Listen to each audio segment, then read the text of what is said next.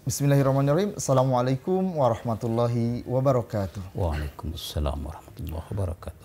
Alhamdulillahirabbil alamin. Allahumma shalli ala sayyidina Muhammadin wa ala alihi wa sahbihi ajmain.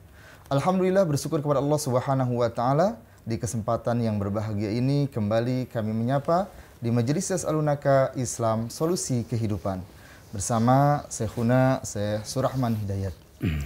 Pemirsa yang berbahagia, kami ucapkan banyak-banyak terima kasih kepada para pemirsa yang telah menyampaikan pertanyaannya kepada kami. Mudah-mudahan menjadi asbab ilmu kita bersama. Begitupun juga menjadi pencerahan terkait wawasan keislaman kita. Bagi Bapak Ibu sekalian yang memiliki pertanyaan terkait konsultasi syariah, bisa disampaikan kepada kami dengan nomor 0812 9896 7796 ataupun nomor yang ada di bawah ini. Baik, Bapak Ibu sekalian, ya. Pertanyaan pertama datang dari Bapak Yanto, asal Magelang. Yang bertanya, saya ingin bertanya tentang program KUR di Bank BSI. Apakah boleh dan telah sesuai dengan syariah? Seperti itu. Bismillahirrahmanirrahim. Assalamualaikum warahmatullahi wabarakatuh. Allahumma salli ala sayyidina wa maulana Muhammadin wa ala alihi wa sahbihi ajmain.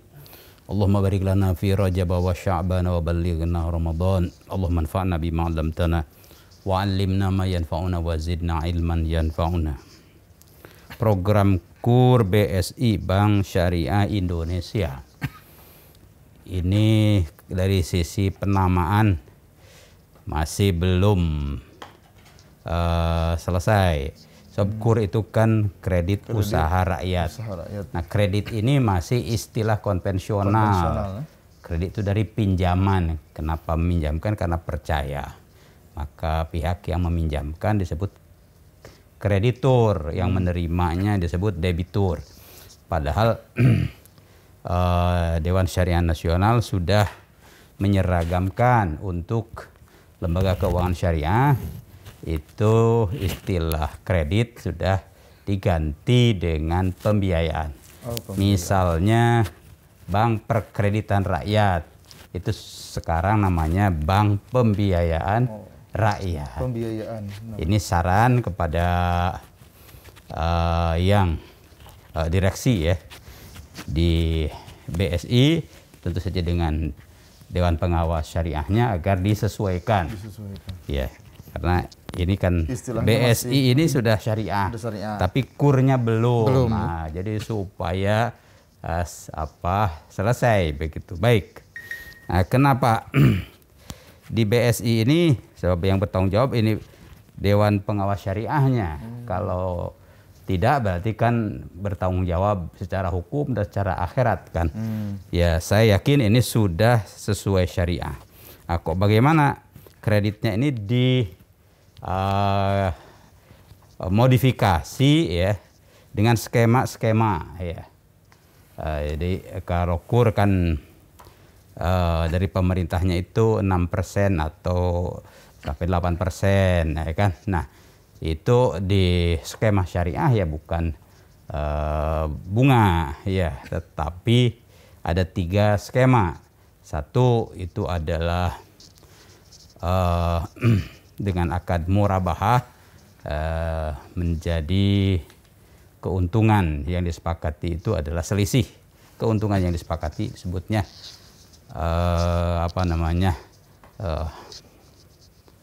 hissah atau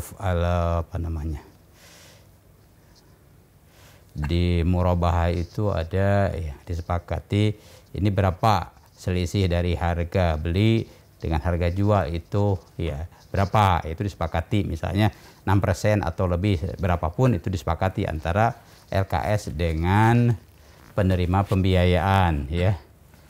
Itu hamishur ribhiyah kalau istilah Arabnya, hamish ribhiyah ya, itu selisih itu. Ada yang ingat tuh hamish ribhiyah? Sudah diterjemahkan ke bahasa Indonesianya itu kok lupa nih. Allahumma shalli ala sayyidina Muhammad wa ala sayyidina Muhammad. Hamish ribhiyah itu ya. Demikian juga dengan skema kedua itu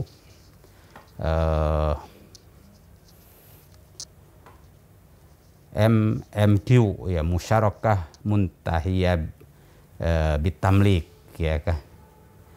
Jadi sudah itu sehingga si penerima manfaat atau nasabah di sini ya, dia punya porsi modal, kemudian jelas BSI juga punya porsi modal, tentu saja lebih besar. Nah, secara bertahap ya dalam jangka atau tenor waktu tertentu ya modal BSI ini akan berkurang menjadi kepemilikan nasabah. Nah, berapa itu? Itulah disebut dalam skema musyarakah muntahiyah bitamlik, MMQ itu ya di situ. MMQ atau juga ijaroh ya. Jadi pihak nasabah itu sebagai mustajir ya, penerima sewa dari bank ya kan. Nah, berapa itu? Kalau sewa kan berapapun itu halal ya kan, karena sebagai imbalan daripada penggunaan atau jasa objek ijaroh ini. Nah, jadi mungkin 6%, mungkin 7%, terserah sesuai dengan hasil nego antara kedua belah pihak. Jadi sudah dimodifikasi bunganya itu menjadi ya, dalam skema salah satu skema antara kedua belah pihak, MMQ atau murabahah atau ijaroh ya muntahiyah bitamlik juga begitu ya. Demikian wallahu alam. Detailnya pasti ya Dewan Pengawas Syariah di BSI akan ya menjelaskan kalau Anda ya Bapak ini datang ke sana untuk mengajukan pembiayaan ya untuk mendapatkan berapa. Ada tentu saja range atau tingkatan. Paling kecil itu 10 juta, ya naik lagi sampai 50 juta, naik lagi sampai 500 juta. Ya, demikian. Wallahu a'lam. Baik, terima kasih atas pencerahannya. Pertanyaan berikutnya datang dari Ibu Sipa asal Bekasi, ya, yang menanyakan tentang treatment kecantikan. Batasannya sesuai syariahnya seperti apa? Karena zaman sekarang sudah banyak sekali variasi treatment yang hits. Takutnya saya dan muslimah lain tidak bisa membedakan mana yang sesuai syariah, mana yang tidak. Terutama untuk treatment menggunakan plasma darah kita sendiri. Lalu treatment tanam benang ke wajah, sulam alis dan bulu mata, filler atau botox seperti itu. Bismillahirrahmanirrahim. Ya, ini dunia model ya. Tentu kecantikan ini ibu-ibu ya kan. Perawatan. Memang ibu-ibu diciptakan oleh Allah sebagai makhluk ya yang punya kekhasan, keistimewaan. Di antara keistimewaannya adalah kecantikan. Selain cantik akhlaknya, budinya, bahasanya juga tentu ya ada kebutuhan untuk mempercantik tampilannya. Baik ya secara jasa dia fisik ya, bagian-bagian fisik maupun tampilan pakaian. Makanya mode-mode pakaian itu Masya Allah tiap untuk saat ibu-ibu ada terus berkembang. Nah, tentu syariah itu ini kalau ini kebutuhan yang wajar, yang ma'ruf itu boleh. Karena bagian daripada muamalah ya, kebutuhan. Tentu kebolehan itu supaya tidak menjadi nafsu ya berlebihan sehingga akan membuat kemewahan atau nanti persaingan ya, bahkan mungkin nafsu birahi. Nah, itu tentu saja ada pembatasan. Di antara pembatasannya ulama menyebutkan pertama kalau itu untuk keperluan mu'alajah, ilaj ya, yaitu terapi ya. Mungkin karena ada gangguan kesehatan ini perlu terapi. Nah, terapi tapi disebutkan misalnya dengan plasma darah. Nah, saya sendiri pernah mendapatkan injeksi plasma itu kan untuk kasus kaki ya kan. Berarti kan itu diambil dari plasma darah sendiri, diambil lalu dikembalikan ya. Disuntikan. Nah, demikian juga anak saya Ramdan ya kan. Nah, kalau untuk keperluan ilaj itu dibolehkan. Karena Rasulullah bersabda tadawau gitu kan. Berobatlah kalian itu kan. Sebab setiap penyakit ada obatnya kan begitu. Kalau ada kecocokan maka ya buri'a ya biiznillah disembuhkan dengan seizin Allah. Jadi itu kalau motifnya keperluannya untuk ilaj. Yang kedua ya untuk memperkuat ya tentu saja sakinah mawaddah warahmah antara suami istri. Ya, mungkin suaminya menyarankan ke istrinya ya supaya tidak melirik yang lain kan begitu ya. Nah, itu boleh ya kan. Dan itu bersifat sementara ya. Ya, kalau sudah luntur ya udah ya kan nanti diperbaiki lagi kan begitu. Tidak bersifat permanen. Sebab kalau bersifat permanen itu akan merupakan taghyir li khalqillah. Ya, memodifikasi, merubah keaslian yang Allah ciptakan. Nah, di sini kan menjadi seolah-olah tidak menerima apa yang dikaruniakan Allah. Padahal itu sudah fi ahsani taqwim ya, dalam format bentuk yang sempurna.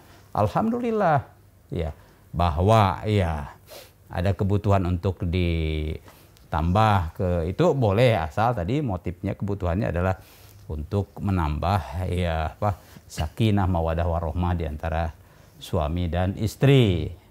Tapi itu sifatnya temporer ya, tidak permanen. Nah, kalau permanen ulama itu cenderung ya melarang.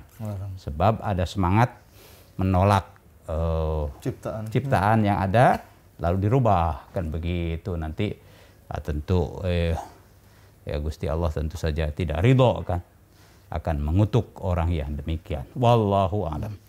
Baik, terima kasih atas pencerahannya. Ya, alhamdulillah ada pencerahan terkait treatment ini. Pertanyaan berikutnya datang dari Pak Yanto asal Magelang ya, tentang akad mudorobah muqayyadah ya, berbatas waktu.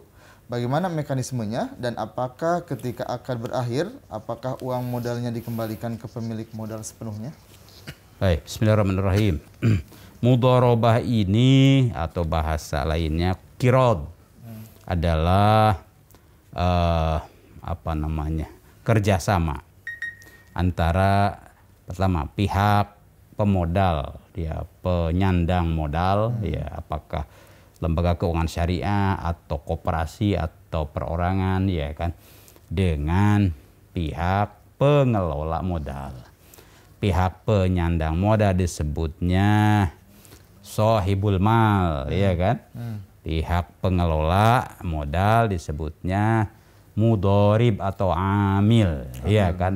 Iya, mudharib yaitu manajer ya, manajer investasi disebut ya begitu. Ya karena ya keterbatasan masing-masing lalu ketemu ya kan, si pemilik harta mungkin terbatas kemampuan dalam ya menginvestasikan, mengelola ini supaya aman dan profitable, ya orang terbatas juga ya kan. Lalu pihak calon pengelola ya terbatas dananya kan, tapi peluang dia lihat, ya kemampuan dia punya, ketemulah, alhamdulillah itulah syirka atau musyarakah itu di situ ya hikmahnya lebih berkah daripada usaha sendiri ya, bermitra itu kan. Allah akan menolong ya, yadullah ma'al mutasyarikaini atau mutasyarikin, tangan Allah yaitu bantuan pertolongan Allah ya, akan membersamai para pihak yang ya bermitra begitu iya kan. Nah itu mudharabah ya.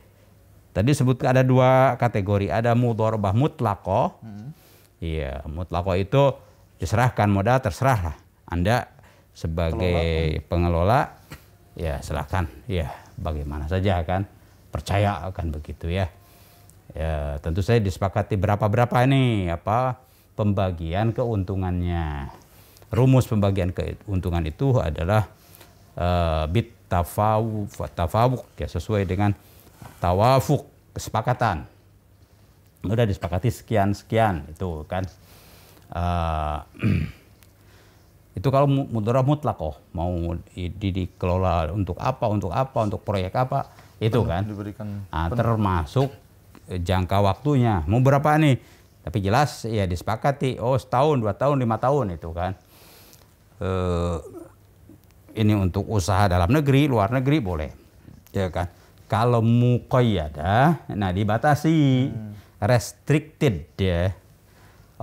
Kata si pemodal ini modalnya, tapi sekarang ini karena dampak pandemi ya kan tidak mutlaqah gitu. Inilah persyaratannya, ini kan begitu. Jangan ini. Itulah namanya muqayyadah. Mungkin waktunya dibatasi, mungkin bidang usahanya juga ya dibatasi, ditentukan. Yang penting disepakati gitu. Itulah mudharabah muqayyadah. Termasuk waktunya. Mungkin setahun, mungkin 2 tahun. Nah, setelah selesai waktu yang disepakati, tutup buku kan dihitung begitu. Terbalik, ini hasilnya, posisinya begitu. Ya, itu berarti tinggal dibagi ya kan, itu setelah tutup buku itu ya. Untuk pembagian keuntungan bisa saja tahunan, tapi untuk menyelesaikan proyek ini, kerjasama ini, itu ya sesuai kesepakatan juga. Kalau muqayyadah termasuk waktunya, ini 3 tahun saja, ini 10 tahun. Nah itu demikian. Wallah. Terkait modal itu dikembalikan lagi sepenuhnya. Modal itu dikembalikan sepenuhnya. Iya. Apakah akan diteruskan atau akan ya dikembalikan sepenuhnya kepada pemiliknya. Ini nih modal, alhamdulillah sudah mendapatkan keuntungan sekian. Nah, dibagi sesuai dengan kesepakatan tadi kan, 50-50 atau 40-60, karena tentu jasa si pengelola ini lebih besar ya kan. Begitu. Bisa 30-70 itu tentu disepakati ketika akad ditandatangani ya. Jadi di waktu terakhir ya dikembalikan. Nah, itu kalau ya baik mutlaqah maupun muqayyadah ya dikembalikan kan. Tentu dalam hitung-hitungan juga tentu dikembalikan secara fisik kan begitu. Wallah. Baik, terima kasih atas pencerahannya. Pertanyaan berikutnya datang dari Ibu Lina asal Bima yang menanyakan perbedaan antara badal haji dan umroh. Karena ada sebagian masyarakat yang menitipkan badal haji bagi orang tuanya yang sudah meninggal pada orang yang baru pertama kali naik haji. Apakah seperti itu diperbolehkan? Ya, bismillahirrahmanirrahim. Ini ada kasus di masa Rasulullah Sallallahu Alaihi Wasallam ya. Ada seorang menunaikan ibadat haji lalu tentu talbiyah ya kan. Labbaik Allahumma labbaik, labbaik la syarika laka labbaik, innal hamda wa ni'mata laka wal mulka la syarika lak. Nah, dia lalu setelah talbiyah begitu nyebutkan labbaik Allahumma ya li syubrumah. Orang lain disebutkan. Ya Rasul tanya, siapa syubrumah itu? Itu teman atau tetangga saya kan begitu. Jadi dia talbiyah untuk syubrumah ini. Nah, Rasulullah itu tanya, memangnya kamu sudah haji untuk dirimu? Belum. Di sini dikoreksi.